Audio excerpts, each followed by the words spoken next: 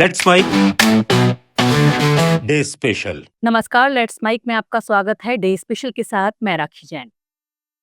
आवाज की दुनिया में आपका स्वागत है। वो आवाज जो कभी एक छोटे से ट्रांसमीटर से निकली थी, आज पूरे भारत को जोड़ती है। वो तारीख थी 23 जुलाई 1927। जगह थी बॉम्बे का एक छोटा सा स्टूडियो और ऐलान हुआ, this is the Indian broadcasting service. जी हाँ, आज हम उस ऐतिहासिक पल की ओर लौटते हैं जब भारत ने पहली बार रेडियो के माध्यम से खुद को सुना। आज है राष्ट्रीय प्रसारण दिवस, यानी नेशनल ब्रॉडकास्टिंग डे। उस पहली रेडियो आवाज की याद में जिसे आज भी देश दिल से सुनता है। 23 जुलाई 1927 को बॉम्बे स्टेशन से भारतीय प्रसारण सेवा का पहला रेडियो कार्यक्रम प्रसारित हुआ। इस दिन को भारतीय रेडियो इतिहास की नींव माना जाता है। 100 वॉट के ट्रांसमीटर से शुरू हुई ये आवाज धीरे धीरे भारत के कोने कोने में गूंजने लगी। तब रेडियो कोई आम चीज नहीं थी, ये जादू था, आश्चर्य था। एक ऐसा मीडियम जिसे बिना देखे सुना जा सकता था। लोग रेडियो को कान लगाकर ऐसे सुनते थे जैसे उसमें से कोई देववाणी निकल रही हो। उस समय भारत आजाद नहीं था, लेकिन आवाजें आजादी की दस्तक देने लगी थी। प्रसारण के पहले शब्द, पहले उद्घोषक और पहले श्रोताओं के बारे में ज्यादा कुछ दस्तावेजों में दर्ज नहीं है, लेकिन उस समय की एक गवाही मिलती है। This is the Indian broadcasting service, Bombay station. ये भारत की वो पहली सरकारी आवाज थी जो रेडियो वेव्स के जरिए पूरे शहर को संबोधित कर रही थी। कुछ ही सालों में सेवा फैलती गई। 1836 में इसने नया नाम पाया, ऑल इंडिया रेडियो, यानी आकाशवाणी। इसका ध्येय वाक्य बना, बहुजन हिताय बहुजन सुखाय, यानी सबके हित और सुख के लिए प्रसारण। 1930 और 40 के दशक में आकाशवाणी का स्वरूप बदलने लगा।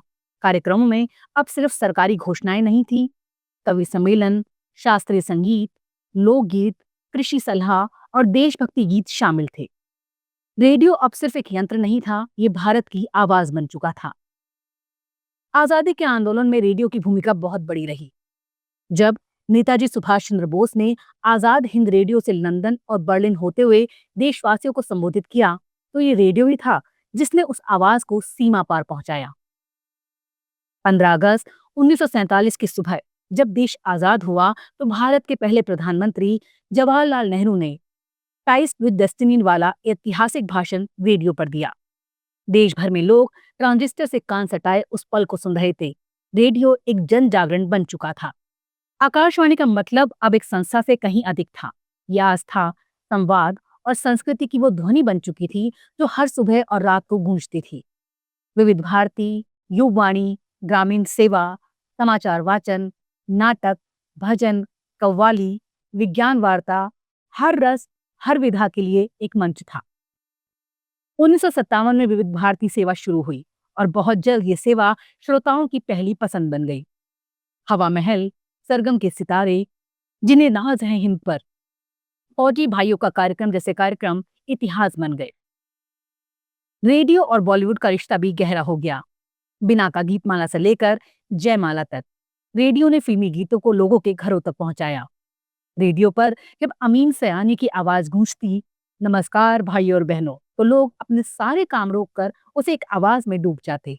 धीरे धीरे रेडियो का जादू हर गांव, हर चौराहे, हर चाय की दुकान पर पहुंचा। कोई समाचार वाचन सुनता, कोई फौजी भाइयों के पत्र, कोई कविता, कोई लोकगीत। ये भारत के लोगों की भाषा थी, सरल, सजीव और सच्ची। फिर आया टेलीविजन और उसके बाद इंटरनेट। रेडियो को कई बार पुराना कहा गया, पर रेडियो कभी मरा नहीं। उसने खुद को बदला। एफएम चैनलों की वापसी ने नई पीढ़ी से रेडियो का नाता फिर जोड़ दिया। अब आरजे बन नए स्टार, गानों की जगह कहानियां और पॉडकास्ट भी बजने लगे। आज digital radio, internet radio, mobile apps के जरिए रेडियो की दुनिया फिर जवान हो गई है।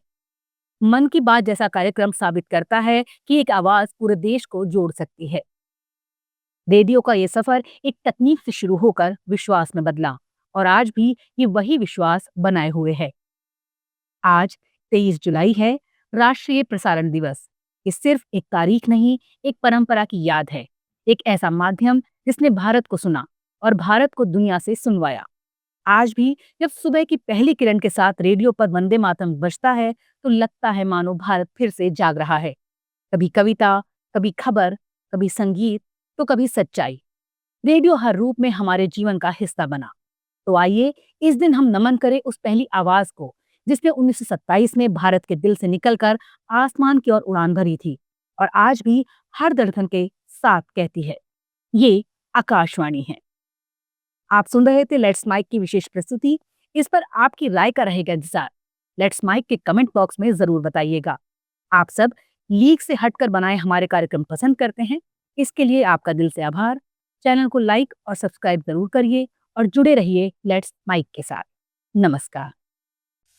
आप सुन रहे थे let's mic more than radio. Follow कीजिए हमें हमारे सोशल मीडिया प्लेटफॉर्म्स पर।